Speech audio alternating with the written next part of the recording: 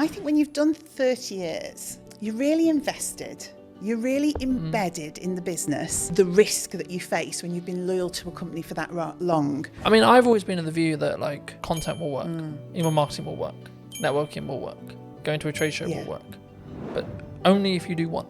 That business gave me a solid foundation. I understood the basics of most areas of business. I experienced working with logistics, with marketing, with operations. I look at how many views did I gain between 4 weeks ago and now. Don't get me wrong, we've done that loads. I mean, email marketing was one for us. I can focus on three main things. The podcast, client delivery, and the event. Yeah. That's it. I think AI is the assistant and we're the leaders of that. Hello, my friends. Welcome to a brand new episode of the podcast, this time in London. Today we're going to be with Michelle from, I guess it's from Eden now, but it was, as you'll find out briefly, from I'm going to go with corporation that no longer exists. Sadly so, yes. So, no longer on the high street. I mean, it kind of does, but not in the same way. It exists under another name, yes. Should we stop being elusive? And we should definitely stop being elusive. It's WHSmith's. For those of you that didn't guess, it's WHSmith's, yes. I'll start here. How did it feel? Because obviously you were, correct me if I'm wrong, but you were a regional manager. Yes, so I looked after the north of the country for WHSmith's, yeah. I mean, I was with them for 30 years, so I grew from being a Saturday girl on the till to that position of looking after all the stores in the north. But yeah, at the point I finished, I looked after about 304 stores in the north.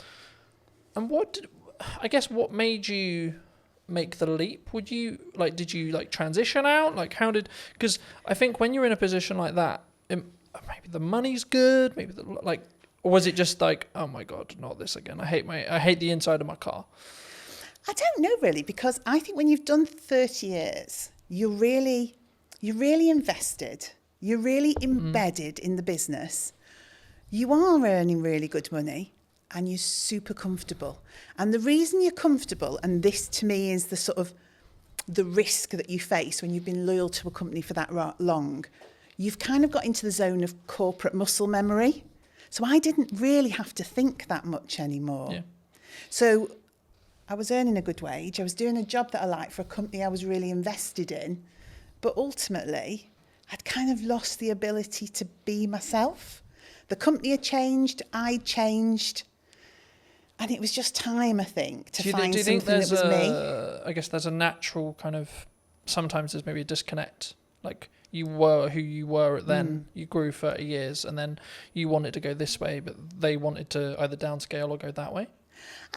I don't know if it was a case of they wanted to go this way and I wanted to go that way. Because in all honesty, I could probably have done another 20 years for them. Because genuinely, I was really embedded in the business and I loved it. I loved the people. I mean, you literally know everybody when you've done 30 years. You know every store, you've been to every place. But I just sensed that it wasn't going to be right for me in the future. You know, I think you just get a knowledge of, I've got all this experience, I'm getting my own mind, my own voice more. And that needs to be somewhere else for it to develop and grow. Yeah. It's not going to develop and grow here. Or I can stay and carry on doing what I've always done for another 20 years. So was it, I guess, in some ways a personal development shift for you? Because we were talking just while we were setting up about, you know, the difference that you now have with where you are with Eden. Yeah, I didn't know it at the time. I honestly didn't know it at the time. So it was a leap of faith moment, really. And then the weird thing for me was COVID literally happened on the Friday of the week that I left. So I gardened for about 12 months. So in that period, I really did start to think, well, what's going to work for me now? And do you know what? It is not an easy thing. I now see people going through that same process of leaving something really big and corporate that they know well and then trying to find their way. It's difficult. Do you think it comes with because we were talking before we started that I'm going to find it very hard to go into corporate now because I've got the freedom of self-employed. I guess you could say I know what works marketing wise, especially right now. Yeah. And I would have to fit perfectly into a team culture wise for it to work. It would depend what you'd want that for. For me, that business gave me a solid foundation. I understood the basics of most areas of business. I experienced working with logistics, with marketing, with operations. It taught me to be resilient. You know, they were a company that was adaptable. I mean, they survived on the high street. So it did give me an understanding of how you support a business to survive, to protect its people, to protect the brand, etc. But yeah, on the other side of it, the thing that you're talking about, having your own voice, that freedom to shape a culture, shape a business, shape the dynamics of what the team are doing. For me, that didn't exist in that type of business, because I think they have to have really clear communication, real clear clarity of message. Yeah.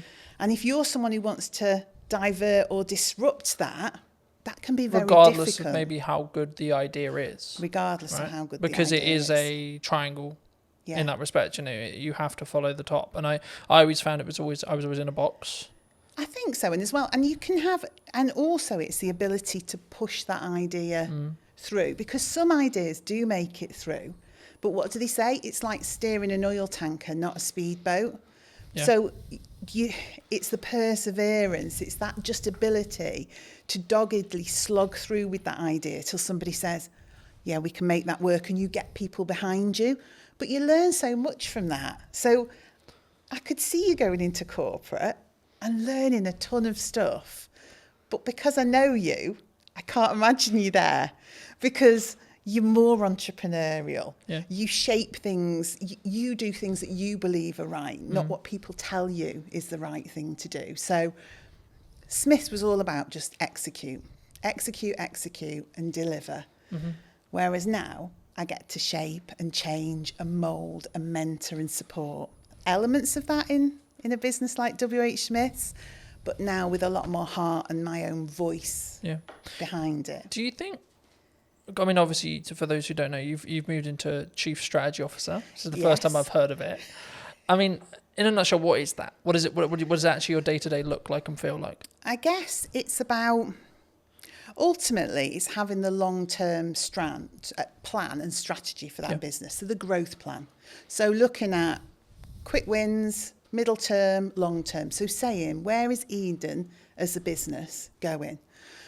But then from that, understanding, I guess,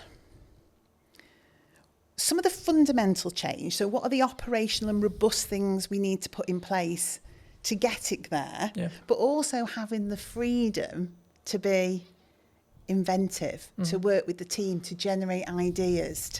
So I would say I'm the person who knows the long term, but I'm also the person that wants to generate all the bits in between that move us in that direction. And some of it is quite simple. Some of it is really quite complex. It's about building teams. It's about building roles and responsibilities and processes. Yeah. But then it's about looking at innovation, deciding what we want to do, NPD, all the fun side. And I think for somewhere like Eden, Chief Strategy Officer is because we want to scale up and grow the business. But we don't fundamentally, well, I don't believe fundamentally we can lose the heart of what Eden is. Yeah. It started in somebody's house with the founder and his partner and a couple of people working for him. And it's grown now into its own HQ, its own warehousing, employing 26 people. There are loyal customers who've been with that brand for that whole 12 years. So we've got to scale it up, because we want more people to join the organisation and more customers to experience the brand. But we don't want to lose the heart of what Eden's all about. And I think it's my job to make the scale up happen, but make sure Eden remains Eden. Do you think it's difficult? Because by proxy of scale, you have to somehow, like I'm in this, as we were discussing before, I'm in this struggle at the moment where actually things have gone like a lot better than planned. Happy Which days. Is brilliant. Right, great place to be, grateful place to be. But it's also like a legitimate issue in the respect to actually now I've got to like, how do I duplicate myself? Because that's potentially the position I'm in, especially when it comes to like continuing the next step now, which is actually continuing with what I feel is working, but sort of, I guess, because I'll never be able to replace me. sat here in front of a camera. No. Right? I can outsource everything else, but the only bit I'll never be able to, especially if a client is very tied to, I want Colton on the production, I want Colton on the marketing, etc. It's going to be difficult. I mean, did the team at Eden find that as well? I think because obviously you sell a product, right? But the essence is still there. Yeah. I mean, ultimately our main product, it's dog food. I mean, that's what we produce and sell, premium quality dog food. I think when I came in to that business, it was difficult because it was change. It was somebody saying, what you've done till now has been brilliant because you have organically grown this business with people from the local area, not experts, just people with a passion for pets, a passion for the brand. And then I had to come in and say, that's absolutely brilliant, but we need some roles, some responsibilities, some routines, some best practices. We need to get back to basics. We need the foundations. And that was the change people found difficult. So that freedom to just almost do whatever you want, whenever you want, had to be pulled in for a while we established some core basics. But once we'd done that, once we'd got the right people in the right place doing the right things, once we operationally were robust, when we'd done our risk management piece that said what are those critical points of failure that sit within this business, then people could see, oh, actually, I can still operate the way I did before with freedom and creativity and innovation, but there's more support underneath. Things don't crash off a cliff. Actually, the structure's there now for us all to be able to do the things that we're really fundamentally good at, which is connection with the customer, the love of pets, the love of the brand, getting out, word of mouth, spreading the word of Eden, knowing that the business is fundamentally running well. Yeah. Whereas before, the business could have been struggling and we wouldn't necessarily have seen it. So we wouldn't have been able to make the changes we required to keep the business in a good place and on track. Yeah. Do you think there's you, with your role, I think you'll look at maybe like the overarching strategic side of marketing. Yeah. But what are people missing right now in marketing, would you say? Because there's a I lot of think buzz some- around yeah. people saying like, oh, there's you can't get in, you can't have a podcast, you can't, you know? I think sometimes maybe it's not what are they missing, but it's have they sat and thought about the brand and their audience and what they want to achieve? Or are they just trying to follow trends and what people tell them they should be doing? So I think everything from your TikTok through to email marketing, etc., is all valuable and valid. But it is up to the business to understand, is that right for them? And maybe it's not right for me today, but it might be right for me in a month's time. Yeah. Or maybe something I've always done, I'm going to stop doing so much of that now because I want to change.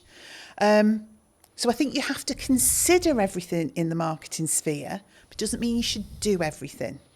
Because if you do it without authenticity, I've seen many TikToks where I just think I could literally crawl under a rock with embarrassment. Now, I'm sure some of that actually works sometimes. But if you're just doing it because you think you have to, I don't think it works. I think for me that's really true. I mean, I guess the follow-on question was going to be around like the shiny thing syndrome. So to give you some context, I was out on a run yesterday. Yes. And I was like, hey, I should have like a teaching platform and it should be on a subscription base. I was like, no, Colton, that's a good idea, but no, because I'm focused on like two main things right now for the next, like probably to the end of the year, more likely, which is the podcast, right? And then the event, right, that I alluded to before we started. And the event's in September. So the reality will be like after September, I'll just be planning the next one and continuing with the podcast. Yes. Do you think people run into a challenge when it comes to like, they get some momentum with something and then they go, oh yeah, but this shiny thing over here is really cool. Yeah. And it's and also if you're looking at your competition quite heavily, if you're looking at the marketplace and seeing what people are doing, you don't know if what they're doing is actually successful. But internally, you go, they're doing that. It looks great. I mean, of course it looks great because they make it look great. Yeah. It doesn't mean it works. Doesn't mean it's successful. But it's so true to say you can just be pulled off. I mean, I say to my team, I know it's a really old analogy of all of us pushing the boulder up the hill. If we all run off in different directions, we're going nowhere and probably going to get squashed. Yeah, who's going to get squished? Who's going to get squished? And that's what I say. Look, we've got some key pillars. Let's stay focused on that. Let's consider the opportunities, but don't run off and do it and just leave this hanging over here. And don't get me wrong, we've done that loads. I mean, email marketing was one for us. We wanted to do it. We should have been doing it. We kept running off and doing shows and events and sparkly fun things, never actually nailing some of the fundamentals, because it's more appealing, isn't it, to go to Crufts and meet dogs. Do you think there's a level of ego that comes from that? Like either from a founder or from a team? I don't know whether it's ego or it's what personally turns you on, what your own drive is, what do you fundamentally want to do? People do gravitate towards the things that do it for them, don't they? Yeah. I mean, I've always been in the view that, like, so for example, content will work, email marketing will work, networking will work, going to a trade show will work, but only if you do one. Okay. In my view, right? From what I've found personally. Yeah. When I've really focused in just depth on how do I make the podcast as best as it possibly can. Yeah. From a viewer's experience point of view. That might be how it looks, how it sounds, how I come across. Can I outsource it? I've got a balance because it doesn't directly make me money, but actually the marketing collateral that I get from it will make me money. Okay, cool. So then it becomes a game of we're keeping those costs and balancing those costs, sure, but actually how can I focus on the viewer experience? Yes. And then when I look at maybe something like the event, it's like, okay, how can I make this client experience incredible for the people coming, even if there's only 5 people in the first event, right? Yeah. And I think sometimes we get, and that's why I mentioned ego, because I think sometimes we go, but I'm only going to sell 5 tickets. It might be the possibility that I sell 20 tickets or 30 tickets, but like, what if I only sell 2? I get that. And it's interesting, isn't it? The business that yourself is in with you, and obviously you're looking to scale up and maybe employ, etc. Whereas now I'm sat with a team of 26, and so we've got the opportunity to do so much more. Yeah. But again, it is that decision on what's really valuable. I mean, and you just touched on something actually that I thought was really interesting. Doing things really well, making sure that the experience for the customer is, well, I mean, we were in a whole cycle of wanting to be perfect and never actually doing. So we had 20 things we should have been doing. So we were going to a show, we were doing email marketing, we're creating a newsletter for B2B, but actually all of those things had to be, to us, absolutely flawless. Yeah. And we were not delivering anything. So now I'm in the world of accept 80% sometimes, but execute and get it out there for the customer and do it consistently. Because I think sometimes, and maybe it is a bit of ego, you want to look at a piece of work you've done or something that you've done that the customers see and comment on. And when you're getting all the praise and, that's so beautiful and that looks amazing and your brand is absolutely, but you've achieved very little, it's not really worth anything. Yeah. All that praise and adulation about something when you could have delivered on 20 things but done them at 80%. No, I completely agree. And there's a very quick psychology study. I've done longer videos on it, but like just a very quick synopsis here. There was 2 groups. Sometimes it's pottery, sometimes it's painting, sometimes it's sculpturing, etc. The lecturer says one half can only create one piece across a window of time. Sometimes it's 2 weeks, sometimes it's a month. And the other half can create as many pieces as they like, whatever the metric is, so pottery, painting, etc. And the result of the study was that the group that could repeatedly create something had a better piece objectively than the group that had only that window of time to create the one thing. Completely agree. And that's where done better than perfect is better. Yes. And when I say I'm looking at, like, I think it's a focus point for me on how can I create the journey or the viewer's experience or the customer's experience or the client's experience as a whole to be better across a year, not per episode, not per event, it's the overarching strategy. So I don't look at this reel got 1,000 views. I look at how many views did I gain between 4 weeks ago and now, right? That's the metric I track, not what when I go into what's working. Sure, I'll look at specific videos, but on average, I won't. Mm-hmm. I just focus on the output and then focus on how can I build each one to be 1% better than the one before. Yeah. And I think we do similar. I would say we start to look at consistency of communication. Are we building a community? Do people feel like we're engaged with them, and so that they're engaged with us? So it's a similar sort of metric, but in a different way. Because if you're brilliant once, those people soon just disappear. Yeah. But if you're constantly there, talking to people, engaging with them, they're able, you're responding to them, then over time, that just builds into we call it a community. We're trying to create a community, and we're always trying to draw people in to that community. Yeah. So the end result is growth. But I think we sometimes get into the world of we need it all to happen in one day, 2 days, 3 days, 4 days, 10 days, etc. Yeah, that's me sometimes. But actually, in reality, if we just focused on, I can't remember the exact quote, but something along the lines of we underestimate what we can do in a week, but we completely over-egg what we can do what we can over-egg in a week, but what we can do in a year is really underrepresented mostly. Yeah. And I think for me, actually focusing on that 1% is what that matters overall. Yeah, because then you're building that compounding effect. You're pushing the snowball down the hill a little bit faster, a little bit faster, a little bit faster, a little bit faster. Yeah, and also I think people can understand more. So if you are constantly jumping from one thing to another, your team just cannot grasp where we're going. They can't grasp the brand. What is the message? What is the strategy? So that continued delivery, that momentum that builds, you onboard the team. And by onboarding the team, you onboard the customer. And particularly in our business, because we've got customers and consumers. So the dog's the consumer. It's the dog we're trying to get to, but it's via that customer. And so it's almost like the baby food world, isn't it? Yeah. The baby's eating the food, but the parent's choosing which of the brands to buy. Same in our world. The dog's eating the food, the customer's choosing.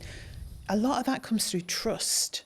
So that consistency, that slow momentum, is people don't trust people that flip from one thing to another, and they cannot understand what they're doing, and they can't see the message. So that repetitive, consistent approach. Oh, right, I know what Eden's about. I can see what the team's about. And because we're so accessible as well, a team of 26, we're all working in Stoke-on-Trent. You speak to one person, that understanding of the brand, you'll speak to the next person, you'll get that same message, you'll get that same education piece. So people start to think, this business knows what they're doing. And I think that's the same for yourself. When I see you online, when I see you doing what you're doing, I think that guy knows what he's doing. I also think it removes the pressure of being perfect every time, like building off the done is better than perfect thing. Yeah. Because as long as I'm authentic to me, then it doesn't necessarily, you know what I mean? It doesn't matter in the same way, because I'm not like, oh no, that's not, as long as it's on brand and on piece and still me, then I'm like, actually, that's cool, you know? But talking about that to its extent, I mean, we're in a world where AI's like risen, right? Are we all going to lose our jobs? No, we're definitely not going to lose our jobs. Is it all doomed? I think AI is the assistant and we're the leaders of that. And so you can use AI fundamentally to change your business. You can use it for insights, you can use it for planning, you can use it for content support, but ultimately it's the assistant to the business. It's not the business creative, it's not the founder. You know, the people are the heart of your business, but you can deliver fabulously elevated results if you work out how to use it in the right way. So no, it's not scary. And I did something funny at work the other day to show the team not to be fearful. It was just something really small. I took a picture we'd taken and I said to AI, you know, give this picture some movement. And it did this crazy thing. I mean, we're pirouetting around the stage on this picture. I think one of us had claws for hands or something ludicrous. But then I gave it real instruction, my voice and the heart of the brand, and explained what I wanted. What it created was amazing. But it needed that voice, that human voice, that human interaction, that brand understanding. So we shouldn't be afraid. I've used the analogy recently of you need to sharpen the knife before you use it. Very good, you know, in the same way with AI, you need to teach it what you want it to do and not just write me a social media prompt, right?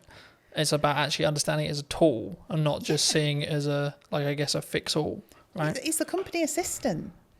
It's like your PA. It's part of the business. It's part of your business. It's a tool of the business. Yeah. It hasn't become the business. And I would hope some of the more routine tasks that it will support people then to be able to drive more creativity and innovation, because they've got the capacity and the space to do that. You know what business is like. Sometimes it's incredibly busy, just getting tasks done, just executing things. And then you end up working in the business all the time doing. And you don't step away and think, right, okay, let me listen to the customers. Let me look at what's happening in the marketplace. Let me analyse some of the insights. And when you stop and do that, and I hope AI gives us that, so we can stand back and go, do you know what? This is what we need to do. Because I've had time to think about it, because AI is my assistant.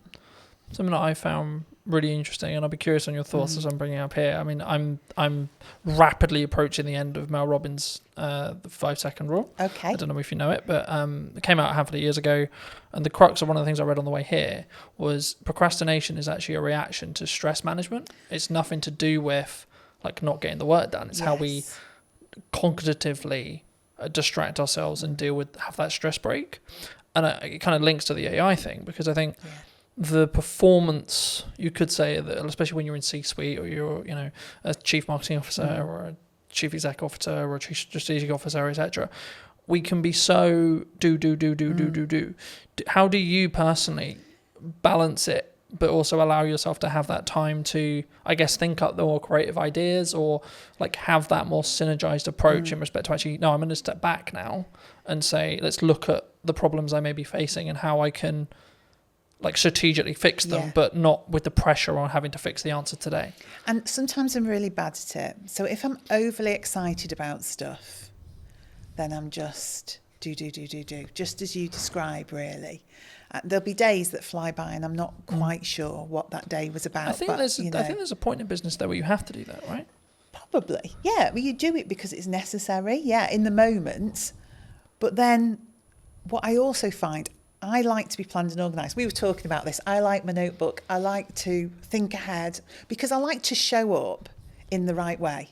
Yeah. I am myself. I'm always the same, but I do give thought to how do I need to show up tomorrow? What are the things that I need to achieve? Am I planned and organised around that? And when I am, that gives me those periods of time to step away with people. Do that for people in the business as well. Say, hang on a minute, let's just stop. Should we just go and grab a coffee, or should we go for a walk? Because we probably just need to think this through a little bit. Is that an environment thing, do you think, as well? Like you need to physically remove yourself from the office, the home, to get a change of scenery? For me it is. And I probably use that with other people. Now, whether that's everyone's reality, I don't know. But I am one of those, when I got home and walked the dogs at the end of the day, that's where things would come together. So all the strands from the day that all seemed very sort of disparate and all over the place would come together, and I'd think, right, that's what we need to do. But we talked about this in work the other day, actually, creating space, going for walks, having hours of the day where people put down their keyboards, they put down and we do something different. And whether you want to call that a team exercise or just chilling out and having a coffee, but forcing people in a way to have space. Because your natural reaction is you're being paid to do a job. You see yourself as, I must be productive. I need to be able to demonstrate the things that I've done. But that's not the case. What you need to be able to demonstrate is an understanding of what the most important and priority things that we should be doing. Not that you've done 100 things, that you picked the 10 most important things and did those. And do those well. And do them well, yeah. But don't do, like we said before, don't do them so well you don't actually deliver on anything. But, do them well.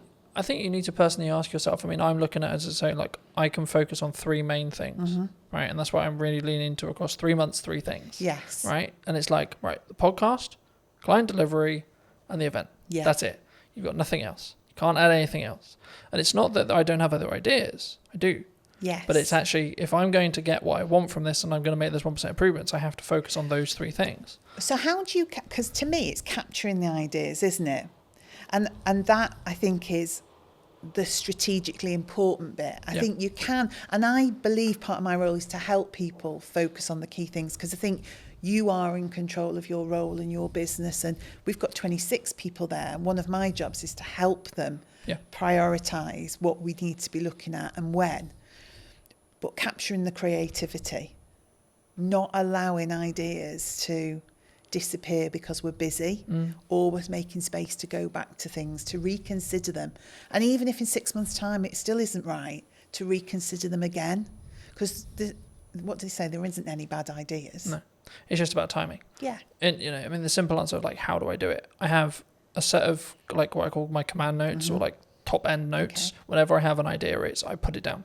Don't care how I'm going to use it, don't know where I'm going to use it, etc. I'm like, I don't have the time to focus on how to build that out yet, but I don't want to lose it. Yeah. The other way, building off the AI side, is utilize chats in ChatGPT, for example, especially if you have a conversation in that chat, it will be able to, as in physical conversation, as in your typing, or actual conversation, you'll be able to then refer back to it. So if you say, hey, ChatGPT, for the next 3 months, I can't really focus on this thing, but actually it's a really good idea, I'm going to come back to you in the future. Can you kind of make a highlight list or make a reel or etc., or make a summary of like my thought process now? And so when I actually have the time to give the focus, I can then do that. And then what you do is you just brain dump. And I love that, because I am a notebook. You see my notebook there? I am a notebook girl. If you ask anybody in the office, I mean, I have strategically coloured notebooks. I lost my orange notebook the other day. I thought the business was going to completely go off a cliff because I'd lost the orange notebook. But that's me. I love to capture those notes. I sit in meetings, I listen to people. I'm thinking, oh, good point, good message, good. But I have started using the chat GPT to do just that. So I just sit and chat to it.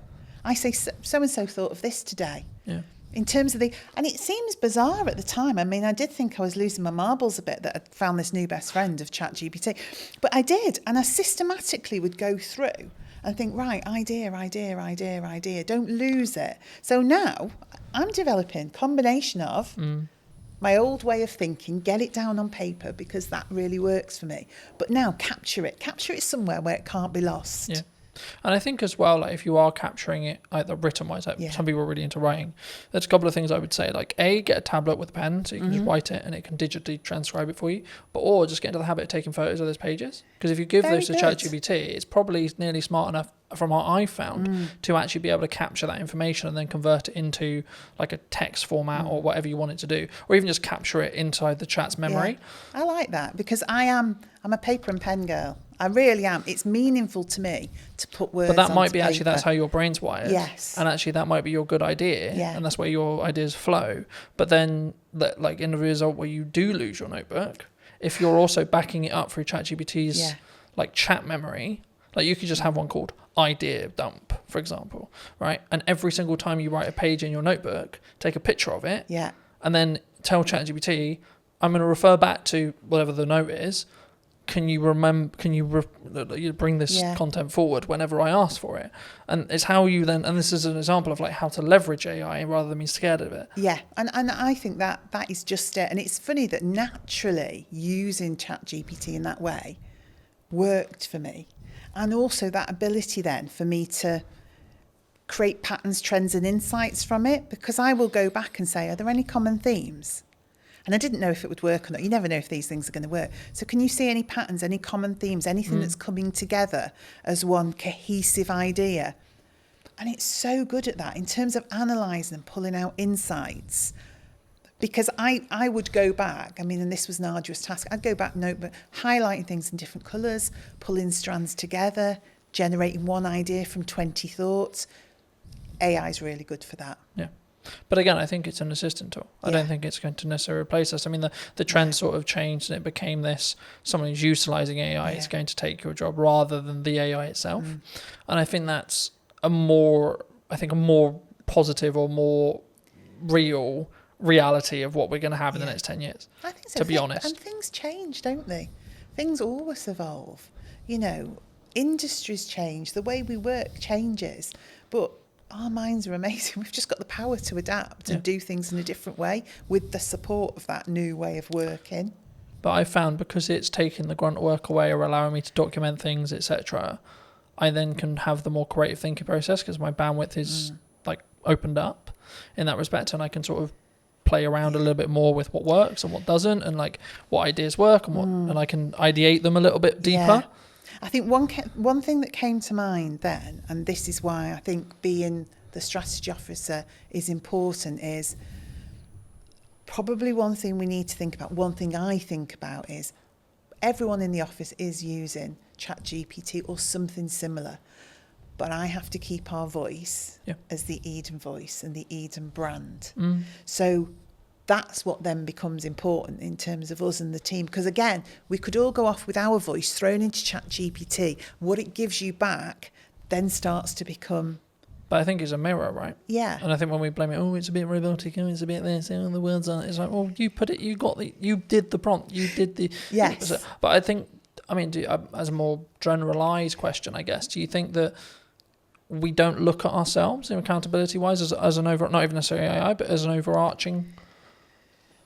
kind of like as a person when we see something maybe goes wrong, like more generally, like what that people as a whole we don't take accountability themselves, or do you think that's rarer? It's easier to go, it's your fault. Yeah, we don't always want to take accountability. If you're asking if we do, I think you know when you're accountable for something. Yeah. That doesn't mean you don't try and deflect that accountability, but normally, if you work it through with somebody, you can get to a place where you understand what role you had in that. And again, that's something I have to do, because I think part of my role is clarity. And I think clarity is caring for people. So getting people to a place where they do understand their accountability and they do understand... There's also needs to be a proven place of safety, right? Well, yeah, definitely. But that's how it should be, isn't it? It should be a place where people Because it isn't like, hands mistakes. up, I made a mistake, oh shit, my job's gone now. No. It's actually, no, hold on, we're all going to make mistakes, and that's okay. How do we learn from it? It's we've made a mistake. You know, we have done... We've put tons of effort. We're relaunching it again, but we did a Try Before You Buy campaign. And we got quite a few little bits wrong in that. So that campaign did not deliver as it should have done. Now, we've learnt from that and we're relaunching it. But at the time, nobody wanted to hands up where the... So I just said, we've made a mistake. This team here, we're the project team. We didn't do it well enough. We weren't aligned. We weren't working together in a way that we were picking some of these things up. So you may have had that ultimate last part responsibility to deliver on that or to create that but actually fundamentally it was a project. Yeah. So we all bear the responsibility. But let's go back and say, what was your part? What was your part? What was your part? So next time we do it, we've got clarity. Yeah. Clarity is a form of kindness. If you don't give people clarity, what you're saying is, I want you to keep making mistakes. So ultimately, at some point in the future, this is going to blow up and you're going to be in a whole heap of trouble. Where it's much better to say, oh, that's not quite right. What can we do about that? Yeah. Or I just want to have a chat with you because I've just noticed. That's much better. A way of having accountability than waiting for something to crash and then saying, you did that. Yeah. Do you look at it as in your role, because obviously you work with a larger team, so I'd be really curious, do you look at it and go like, do you come at it from a perspective of like, are you okay? Like when you work with someone one-to-one, like if they are making mistakes, because it's like you good? Like what's going on? If it's out of character. Yeah, I don't necessarily say I always would do the you good, because different people respond in different ways. But I like to be in touch with the team. I like to have sat with people before we get to that point, so I know a bit about them. So some people want to share more than others do, but fundamentally, you know the dynamics of the team, and you can see if they're having a good day or a bad day, if they need a bit of space but a business, and also SME, I have to say one of the things I noticed about being in a small business, it is a lot more personal and emotional to me, because I know all those people. I know their dreams, their passion for their role, but equally, that's really positive as well, because just as you described, there are days when I can say, hang on, that's not like you. Or do we want to just take 5 minutes? Or actually, is there anything we can do today? You know, is there anything you just... So, because I feel differently about a small business. I definitely feel it. There's a lot more heart in a small business because that connection is so close. I'm so close to the team. I'm very close to the product. I'm much directly closer to the customers. Yeah. So those decisions you're making, those things you're doing are much more personal. So I would say it's made me more thoughtful. I use my own voice more. I use my own judgment more, and I deal with things in different ways at different times rather than a blanket approach because I just need to get things done. Yeah. Do you think that do you need to, I guess, lead with empathy as a leader in some scenarios? Definitely. I mean, I would say for me, what has always been important to me in the roles I've had, outside of the things you need for life, like your money and all the rest of it, absolutely. is building a strong team and a strong set of people and individuals. So, yeah, you've got to have empathy for that. You've got to have some kindness for that. You've also got to be you want to drive people. So motivationally, you do want to stretch and challenge people. So it's equal hands of empathy, kindness and support, but drive and challenge and creating a buzz in people where they can see a future and they can start to really push themselves forward. So I think it's in equal measure, really. Yeah. I think sometimes we don't necessarily look at the empathised way of looking at it. I mean, I think we'll wrap up soon, but do you think people are purely just, you're here to do a job? Like, could that be the approach? Like, it can be very, like, I'll use the term like maybe domineering or led or like very pushy in that respect. Like, you're here to do a job, get the job done. It definitely could be, couldn't it? And I think we all have to admit there are times where you just want somebody to get something done. 100%. And actually, is it more of an ebb and flow? Yeah, in some scenarios, you need to lead with candour and you need to lead with empathy. And in other scenarios, you're like, come on. Yeah, because you're also thinking sometimes the mentality of just get it done is because you know what the impact of that is going to be for other people and other things if that isn't done. Yeah. So it is empathetic, but in a different way, because you can see the end result of that not happening. So say we get something wrong. We've got someone who's relying on our food, getting to them on a certain day for their pet, who's always at their food, has a health condition, and logistically we get something wrong. My view is I have to help that person. So in that moment, you just need to get that done. Because we really need to care for that customer, that pet. We have to do the right thing for them. Then we'll stop and say, right, okay, could we have done that differently so we didn't have to get to that point where we had to drive somebody to get that done? Yeah. But there are moments where it's right, but most of the time that's a result of not having done the hard slog in the first place, that you got there. Yeah. For people who may be interested in connecting with you, seeing more of your work, seeing what you're doing at Eden, where's best for people to connect with you? I guess I would say social media, Eden-wise, and then message me via there. So if you go onto Instagram, Eden, throw a message out. Because we're all in the office together, I will pick that up and see it. We're so easy to contact. I am on LinkedIn. I have to say it's not my favourite forum. So I'm much happier to see messages come through on that social media platform, and then I'll be in touch. Fabulous. If you were going to talk to the person who was in corporate maybe 10 years ago, 15 years ago, and you give them this advice today, what would you say to them? Gosh. As a final thought.